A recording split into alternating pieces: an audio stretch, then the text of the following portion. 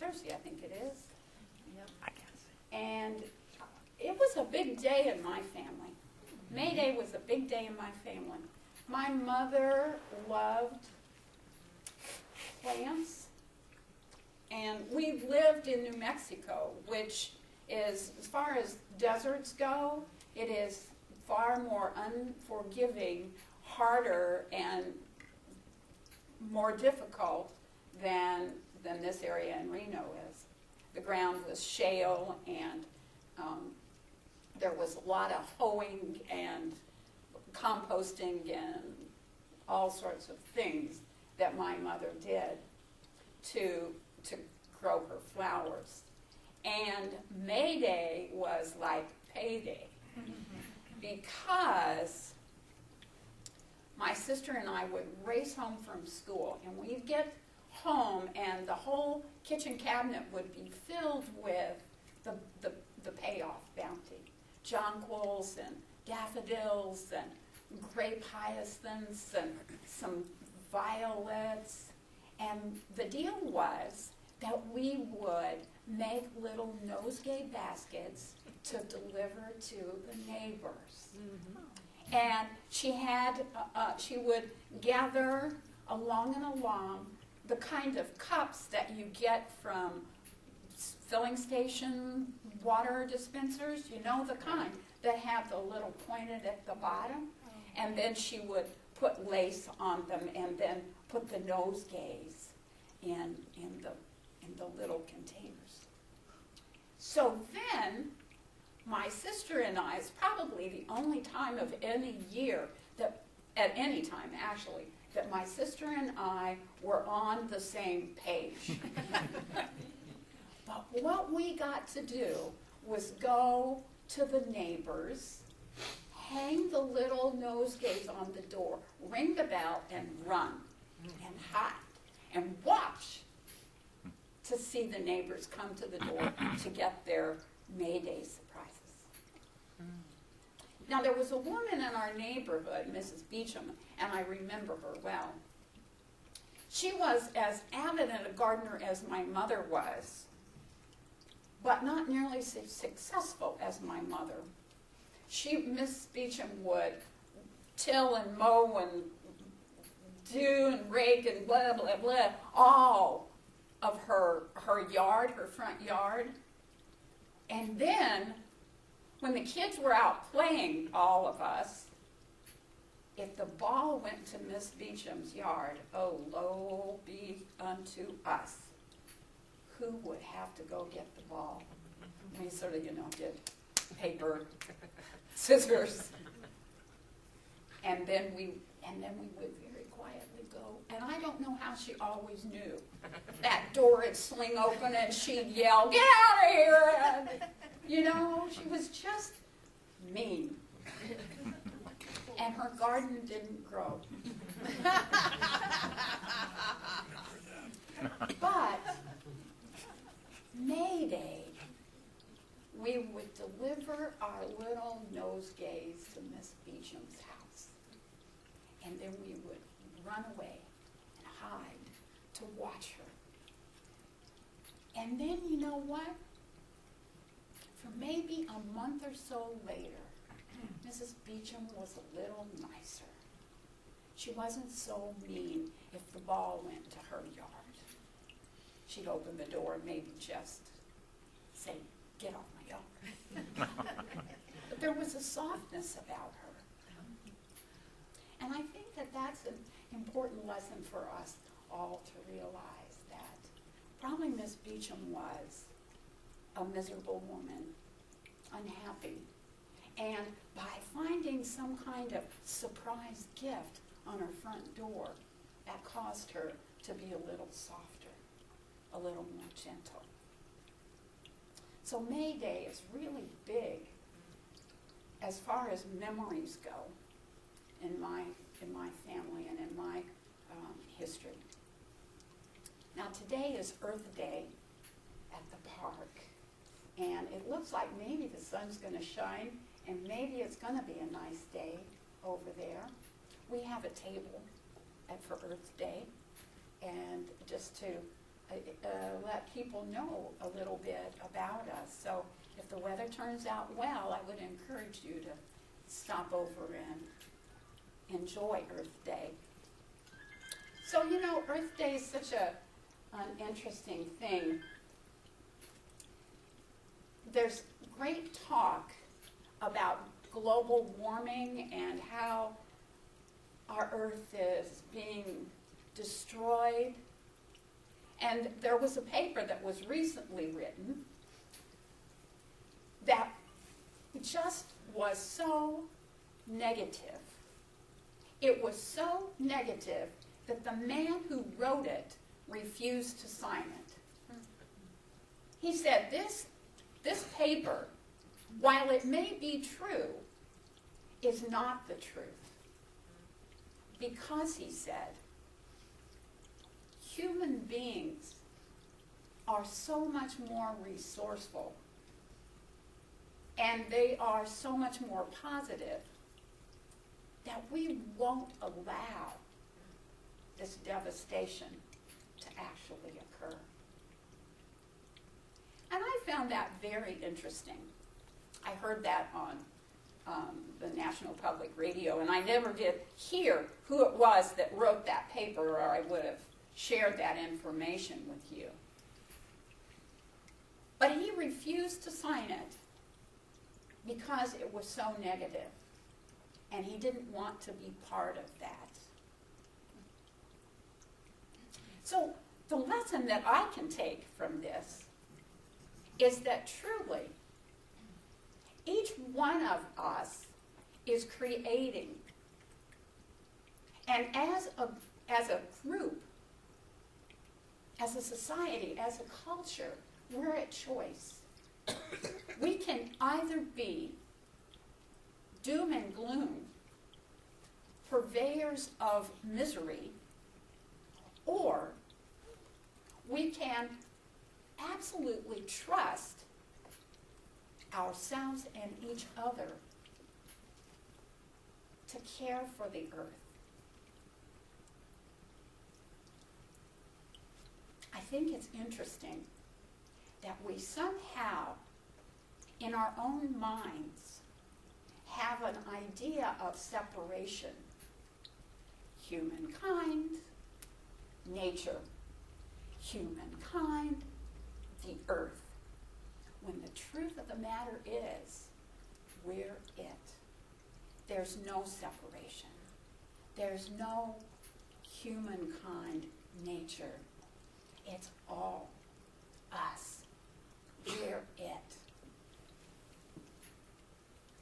And it's not something that we must steward over because we're it. And just like we, each one of us, is an expression of spirit, an expression of God, we are that. And we must steward ourselves, care for ourselves, nurture ourselves, bathe and feed ourselves as an expression of the Spirit, the one, the divine. We're the stewards of ourselves. We must also have that same level of love and concern for everything, not just us. Aaron and I had an opportunity to go to Grass Valley and hear our spiritual leader, Ken Gordon, who is such a man. And when I entered this philosophy, the motto was working to create a world that works for everyone. And he changed that. And it's such a subtle, powerful change. He's changed it too. Working for a world that works for all. All. That includes everything. That includes all of us, all of the animals, all of the earth.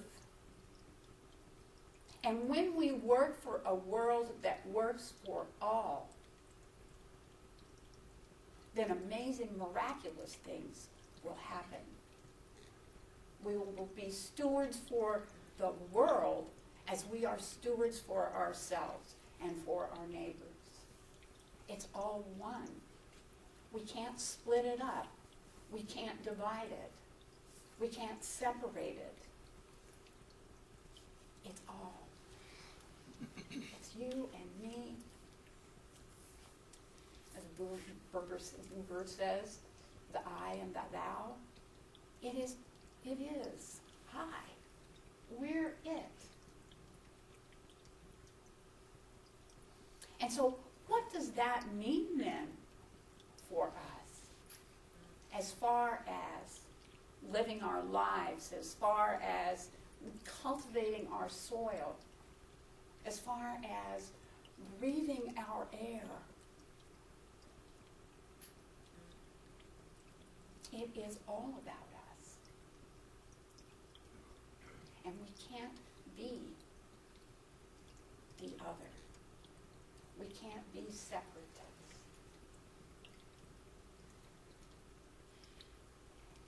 So, my mother knew that, and I think probably many of our grandparents knew it. Had a philosophy that was entirely different than our philosophy. They had a philosophy of using it up, reusing it, recycling it. If something broke down, then they would take it apart and use pieces of it. And they would wear it until it wore out. Then they maybe would patch it up, make a quilt out of it, or a pillow. They reused things. They made use of things. They honored them. And I don't know about you, but I've talked about this before, but I have a lot of my mother's furniture in my house. And you can't go out and buy furniture like my mother had, and actually my grandmother.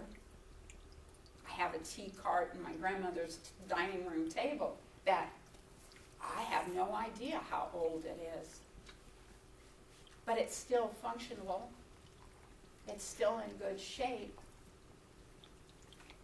And you buy furniture now and it doesn't hold up. We put it in the landfill. And someday, it's going to all percolate back up for us.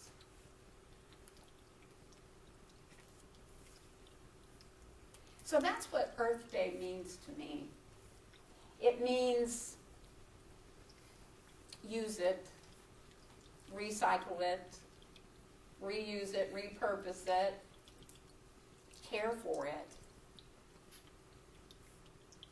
It means caring. Caring about me, caring about the earth, caring about the air, and being resourceful. I read this article. It was actually just a little brief article that really sort of sums up what I believe to be the truth, that we are resourceful. And when we have problems as a culture, we also have solutions. In Ethiopia, I read, they have, I'm going to read you they have these standing water towers. They're called warkas, 30 feet or so. And they work by gathering air and using condensation to get fresh water. So out of thin air, they have clean, potable water. And the change that makes in the culture is amazing. When women and children had to walk half a day to get clean, potable water, or at least water. And now, with these towers that are so easily constructed, they can be built in a couple of days. 25 gallons of water a day. That means that young women can go to school and not have to go trekking off across the country to gather water. There's, for every issue, for every challenge that is before us,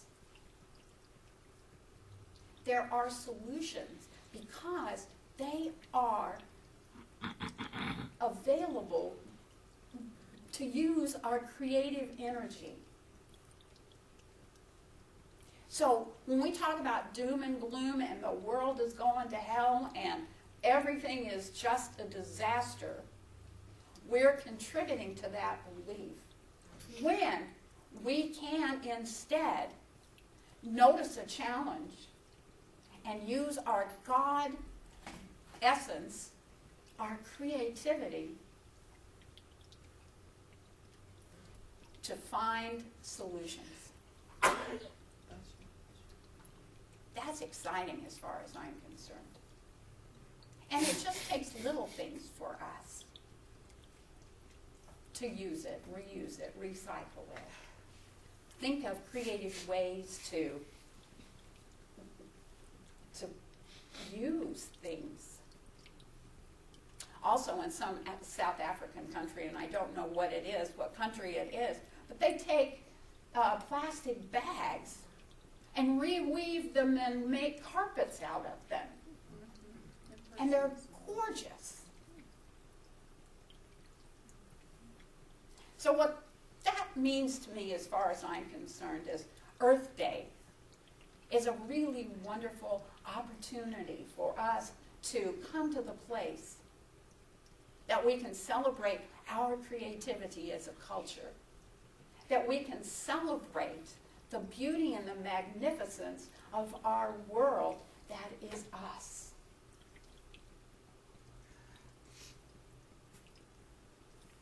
So I say to you today, I hope that you have a delightful May Day. And maybe there will be surprises at your door. Okay. I love you all. Namaste. Okay, Don, we're getting ready now. All right. Okay? I'm going to invite the practitioners to join with me and hold the consciousness while we pray.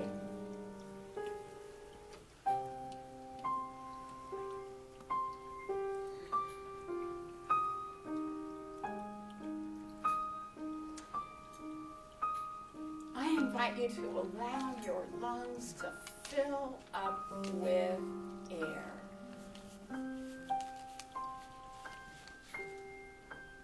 And allow yourself to come to the place of understanding. That's how deeply and richly connected you are with all that is.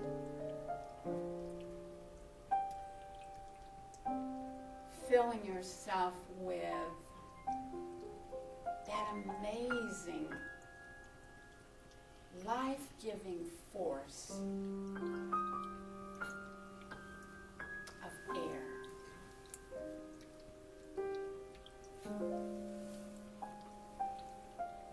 I invite you to allow yourself to come to the place of awareness that you are all that is. You're connected with it all.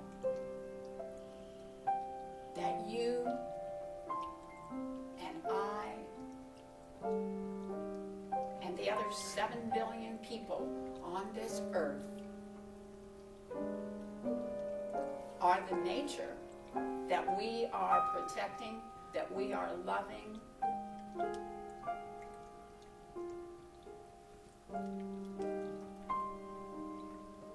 I invite you to allow yourself to realize that no matter what the challenge, what the issue,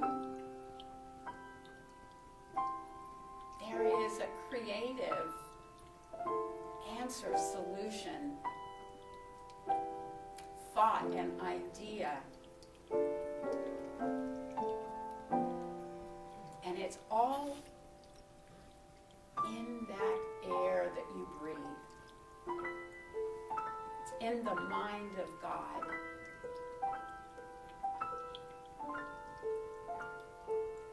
I invite you to stand in the truth that we are working toward creating a world that works for all. And we are so closely connected.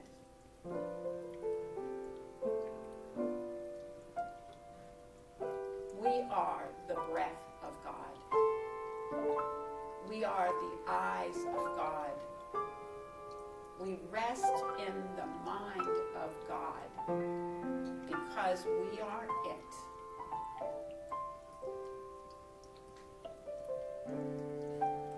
And there is such a sweetness, such a power, such a love and such a joy. And the knowing of that heals me and heals the world from the belief in separation, division.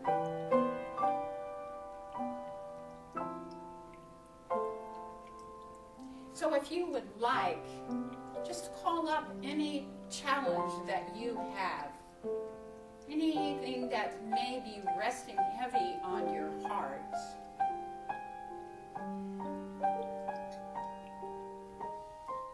And in your mind's eye, just place it on the altar of the divine, knowing that all is well. The creative solutions are available to you right now from the center of your being. And I invite you to join with me as I give thanks for all of that, as I declare it done, as I declare it good. I invite you to join with me in saying, and so it is.